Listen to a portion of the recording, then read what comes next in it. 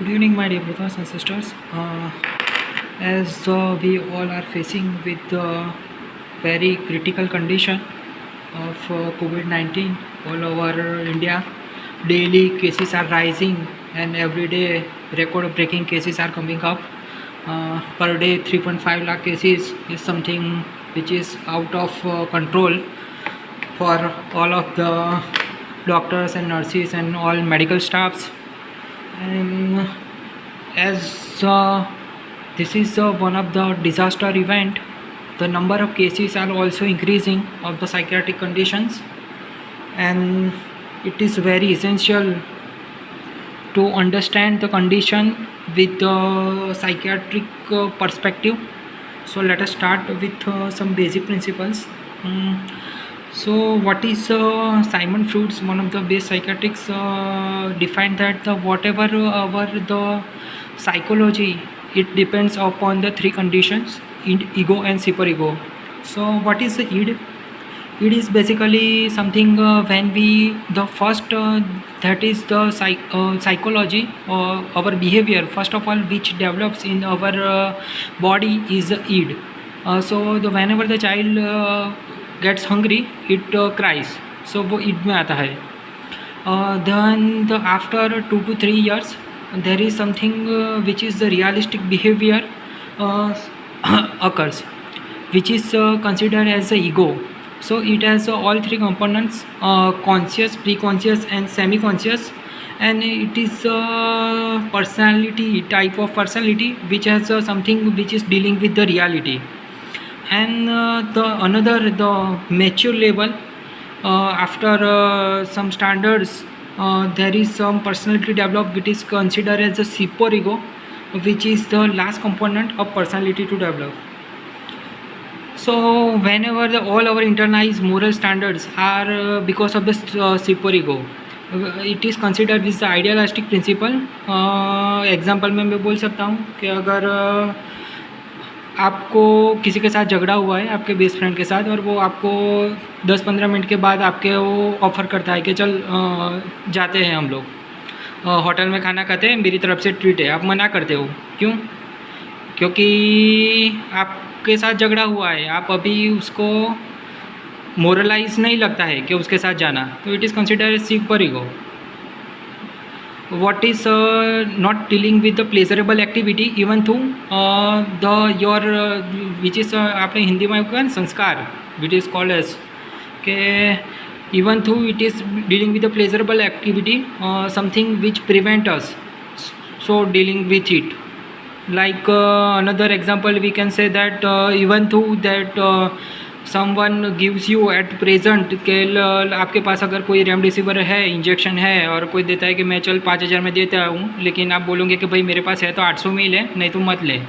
तो वो क्या है? वो सुपर ईगो है कि वो आइडियलिस्टिक प्रिंसिपल है, मोरल प्रिंसिपल है, जो हम बोलते हैं वो स्वामी विवेकानंद और सुभाष चंद्र बोस ने जो भी किया देश के लिए, वो it is all consider as super ego.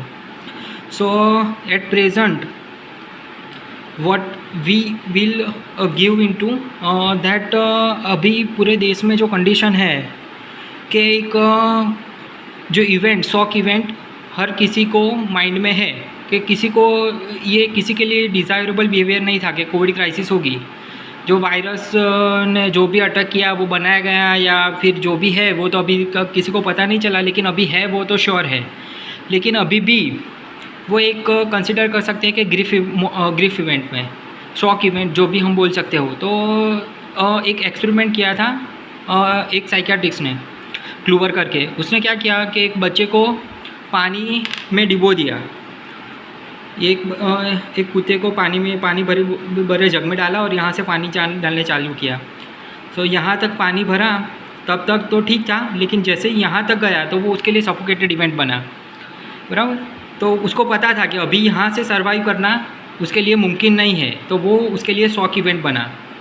Ideally तो कोई पालतू पक्षी को भी कोई एक्सपेरिमेंट के लिए रखना नहीं चाहिए, लेकिन कुछ चीज़ें जानने के लिए कभी किसी का सेक्रीफाइस भी देना पड़ता है. और वो साइकियाट्रिक ने ऐसे ही किया कि वो for the large society one animal was sacrifice और उसको पूरा पानी डालते गए जब तक वो एक्सपायर नहीं हुआ, तब तक पानी डालते गए और तब तक कि वो पारी इवेंट को उसने ऑब्ज़र्व किया और सारी इवेंट को उसने कंसिडर करके उसने एक कंक्लूज़न निकाला कि इसमें क्या क्या इवेंट हुई। कि पहले वो उसने पहले इग्नोर किया, पानी भरने दो, फिर उसने पैर पछाड़े, फिर वो कुछ लंबा चौड़ा होने लगा और फिर उसने कुछ भी नहीं किया और अल्टीमेटली वो हुआ। तो वो ऐसे इवेंट हम सबके साथ होती है। तो अभी जो कोविड क्राइसिस आई है, तो अभी भी अगर इंडिया की बात करें तो 100 करोड़ की पब्लिक में ऑलमोस्ट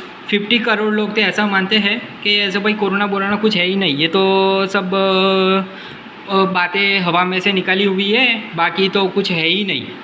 इवन थू दे इतना सारा मीडिया कवरेज हो रहा है इसके बारे में, तो किसी को नहीं पता है तो ऐसा तो हो ही नहीं सकता। बराबर गुजराती में इवन पहले स्टैंडर्ड के बच्चा को भी पता चला जाए कि ऐसा कुछ है तो है, फिर भी आधी पब्लिक अभी भी कौन से स्टेज में, फर्स्ट स्टेज में उसको उसने ग्रिप मॉडल को नाम दिया था कि डाबला इस हम धीरे धीरे देखेंगे कि तो फर्स्ट स्टेज वॉज डेनियल। उसके बाद कुछ 20 करोड़ लोग क्या बोलते हैं कि अभी ये क्राइसिस हुआ तो ये मीडिया क्या कर रहा है, ये यहाँ पे वो मुख्यमंत्री क्या कर रहा है, पीएम ने क्या अभी तक कुछ नहीं किया है। तो अगर घर पे भी है तो भाई तू बाहर क्यों गया, तुझे किसने बोला था बाहर जाने के लिए, अभी जाना ही नहीं है। So the stage is consider as anger and also the shock event we also consider, हमको उसके साथ भी कंसिडर करना चाहिए कि ये सबसे जो मोस्ट इम्पोर्टेंट डॉक्टर्स के लिए कि ये शॉक इवेंट जो होती है वो किसी के डेथ के साथ भी जुड़ी हुई होती है।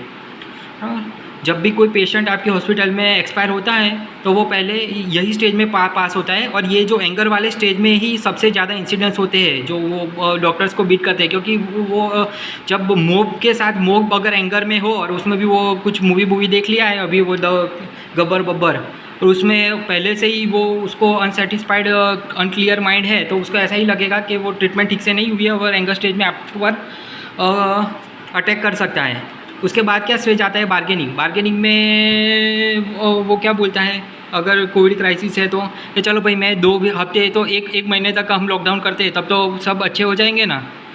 सो अगर ये शॉक इवेंट है तो डॉक्टर अभी कुछ तो ट्राई करो, आप जो हो सके वो करो, अभी तो के लिए ट्राई करो, फिर से उसको CPR दो कि जो देखा है उसने वो फिर से ट्राई करो आप। वो it is all bargaining stage. अगर वो किसी को मतलब it is one of the shock event is also like किसी को अगर रिजेक्शन मिला है लव में तो वो बोलता है कि अगर चलो लव मत करो, भाई बन जाओ या समथिंग लाइक फ्रेंड बन जाओ। It is all consider as bargaining stage. उसके बाद जो स्टेज आता है वो डिप्रेशन का होता है। बराबर इसमें जो कुछ लोग हैं कि भाई बहुत लोग डर जाते हैं, आप एम्बुलेंस का आवाज़ बंद रखो, वो घर में ही बंद रहते हैं कि भाई कोरोना हो जाएगा, तो वो इट इज़ एक्सट्रीम लेवल, वो भी नहीं जाना है। और जो सबसे लास्ट स्टेज है वो एक्सेप्टेंस का है। सो सारे पब्लिक को यहाँ तक ये स्टेज तक कहाँ कैसे पहुँचाना है वो इट इज़ बिग डीलिंग।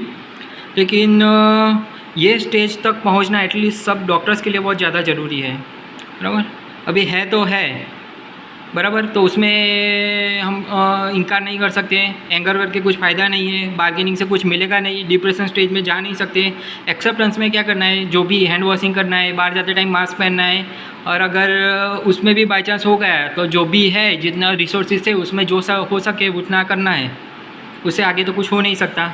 जैसे कि श्रीमद् भगवत गीता में लिखा है जो बेस्ट चीज़ जो है पूरे वर्ल्ड में, इसमें जो दिया गया है ऐसा कहीं नहीं दिया गया, तो उसमें बोलता है कि भाई तेरे हाथ में कुछ है ही नहीं, है ना।